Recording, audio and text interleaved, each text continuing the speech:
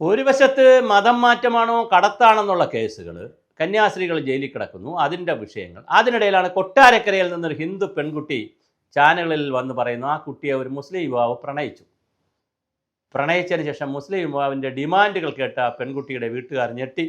അവർ അതിൽ നിന്ന് പ്രണയത്തിൽ നിന്ന് പെൺകുട്ടി മാറി. ആ പെൺകുട്ടി പറയുന്നത് സരണിയിൽ കൊണ്ടുപോകും, പൊട്ടിടാൻ പാടില്ല, പിന്നെ എന്താണ് മാല വയ്ക്കാൻ, പിന്നെ മാല ഇടാൻ പാടില്ല, വളകളിടാൻ പാടില്ല, കമ്മലിടാൻ പാടില്ല, പൂ വയ്ക്കാൻ പാടില്ല. ഒരുപാട് നിയന്ത്രണങ്ങളാണ് കാമുകിയുടെ പുറത്തുള്ളത്. അപ്പോൾ കല്യാണം കഴിഞ്ഞാൽ എങ്ങനെ ഇരിക്കും? എന്തിനാണ് ഇവരൊക്കെ പ്രേമിക്കാൻ പോകുന്നത്, പ്രണയിക്കാൻ പോകുന്നത്? ഒന്നുകിൽ അവർ രണ്ട് കൂട്ടരും മതമില്ലാതെ ജീവിക്കണം, അങ്ങനെയാണെങ്കിൽ ഓക്കെ, രണ്ട് കൂട്ടരും മതത്തിൽ വിട്ടുവന്ന് ജീവിക്കുന്നു. അല്ലെങ്കിൽ രണ്ട് കൂട്ടരും അവരവരുടെ മതത്തിൽ വിശ്വസിച്ചുകൊണ്ട് ജീവിക്കാൻ പറ്റണം. അതുമില്ലാതെ, രണ്ടുമില്ലാതെ എനിക്കറിയാവുന്ന എത്രയോ ഹിന്ദുക്കളായിട്ടുള്ള ആളുകൾ. ഒരു വക്കീൽ തന്നെയുണ്ട്, അദ്ദേഹത്തിൻ്റെ പേര് ഞാൻ പറയുന്നില്ല. ഭാര്യ ടീച്ചറാണ്, മുസ്ലിമാണ്, പിന്നെ ഭർത്താവ് വക്കീലാണ്, അറിയപ്പെടുന്ന വക്കീലാണ്, പബ്ലിക് പ്രോസിക്യൂട്ടറൊക്കെ ആയിരുന്നു. പിന്നെ പബ്ലിക് പ്രോസിക്യൂട്ടറൊക്കെ ആയിരുന്നു, ഇപ്പോൾ വക്കീലാണ്, വലിയ വക്കീലാണ് തിരുവനന്തപുരത്ത്. ഞാൻ പേര് പറയുന്നില്ല. അവർ രണ്ടുപേരും സുഖമായി കഴിയുന്നു. പക്ഷെ അവർ കമ്മ്യൂണിസ്റ്റ് പാർട്ടിയിലൊക്കെ വിശ്വസിക്കുന്നവരായതുകൊണ്ട് അവർ രജിസ്ട്രാർ ഓഫീസിൽ വെച്ച് വിവാഹം കഴിച്ചു. അവർ രണ്ട് മതത്തിൽപ്പെട്ടവരാണ്, രണ്ടുപേരും ക്ഷേത്രത്തിൽ പോകുന്നില്ല, പള്ളിയിലും പോകുന്നില്ല, അവർ ജീവിക്കുന്നു. ഓക്കെ. ചില സ്ഥലങ്ങളിൽ എനിക്കറിയാം കല്യാണം കഴിഞ്ഞ് അറിഞ്ഞുകൊണ്ട് തന്നെ, വീട്ടുകാർ അറിഞ്ഞുകൊണ്ട് കല്യാണം നടത്തി കൊടുത്തിട്ടുണ്ട്. കല്യാണം നടത്തി കൊടുത്തതിന് ശേഷവും കൃത്യമായി അവർ രണ്ട് കൂട്ടരും രണ്ട് രീതിയിൽ പോവുകയും പിന്നെ മതത്തിൽ ചേരുന്നവരുണ്ട്. അങ്ങനെ പല രൂപത്തിലുണ്ട്. പക്ഷേ ഇവിടെ വ്യാപകമായി ലവ് ജിഹാദ് ഉണ്ടോ ഇല്ലയോ എന്നുള്ള ചർച്ച ഒരു വശത്ത് നടക്കുമ്പോൾ, അതിൻ്റെ കേരള സ്റ്റോറി ചെയ്ത ആളിന് ദേശീയ അവാർഡ് കിട്ടുന്ന ദിവസം തന്നെ ഒരുപാട് മാറ്റമൊന്നും വന്നില്ല. ദിവസം തന്നെ ചാനലുകളിൽ വരുന്ന വാർത്ത. പക്ഷേ ഒരു പ്രശ്നമുണ്ട് കേട്ടോ. ജനൻ TV പോലുള്ള, കർമ്മ ന്യൂസ് പോലുള്ള 2-3 ചാനലുകൾ ഒഴിച്ച് വേറൊരു മനുഷ്യൻ ആ വാർത്ത ചെയ്തില്ല. നമ്മളിത് ഈ വാർത്തകളൊക്കെ മുക്കും. അതാണ് എൻ്റെ കഥ. അപ്പോൾ ആ കുട്ടിയെ മുസ്ലിം ആകണമെന്ന് പറഞ്ഞു. ആൺകുട്ടികളാണ് ഇതുപോലെ ആരെങ്കിലും പ്രണയിച്ചു കഴിഞ്ഞാൽ സുന്നത്ത് ചെയ്യേണ്ടി വരും, പൊന്നാനി പോയി സുന്നത്ത് ചെയ്യേണ്ടി വരും, മതത്തിൽ ചേർന്നാലേ പറ്റുള്ളൂ. ഇതെന്ത് വ്യവസ്ഥയാണ് ഇവിടെ ഉള്ളത്? അപ്പോൾ ഇതെല്ലാം ചോദ്യം ചെയ്യാൻ പ്രയാസമാണ്.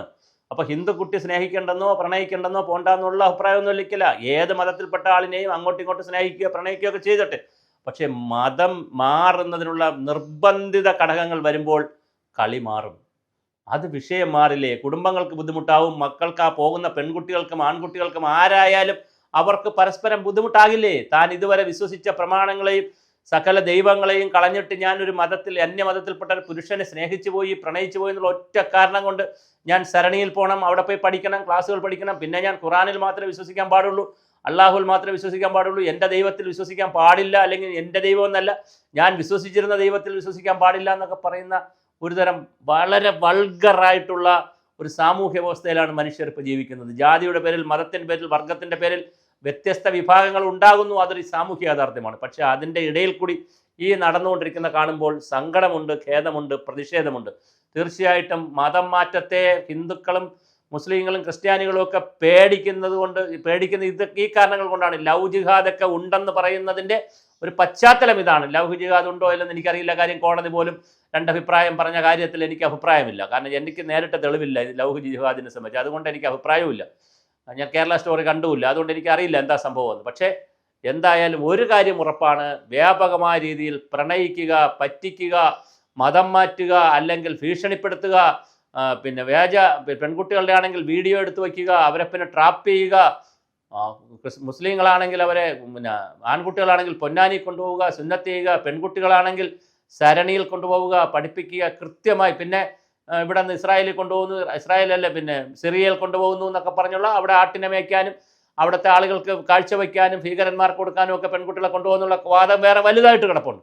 എന്തായാലും കൊള്ളാം, ഇതെല്ലാം നടക്കുന്നുണ്ട്. നമ്മുടെ മക്കൾ, പെൺകുട്ടികൾ ശ്രദ്ധിക്കേണ്ട കാര്യം, നിങ്ങൾക്കാരെയും വൈകാരികമായ വിഷയങ്ങൾ കൊണ്ട് പ്രണയിക്കുകയോ പ്രണയിക്കാതിരിക്കുകയോ അതൊക്കെ നിങ്ങളുടെ വ്യക്തിപരമായ കാര്യം. 18 വയസ്സ് കഴിഞ്ഞാൽ നിങ്ങൾക്ക് സ്വതന്ത്രമായി ചിന്തിക്കാം, നിങ്ങളുടെ കാര്യമാണ്. പക്ഷേ ചില വിവേചനപരമായ കുടുംബവും അച്ഛനും അമ്മയും പാപ്പയും ഉമ്മയും എല്ലാവരും, പപ്പയും അമ്മയും മമ്മിയും എല്ലാവരും ഉണ്ടെന്നുള്ളൊരു സമൂഹം ഉണ്ടെന്നുള്ള ചിന്തയിൽ നിന്ന് വേണം ഇത്തരത്തിലുള്ള ലിവിങ് പാർട്ട്ണറുകളെ അല്ലെങ്കിൽ വിവാഹ ജീവിതത്തിലേക്കുള്ള ആളുകളെ സെലക്ട് ചെയ്യേണ്ടത്.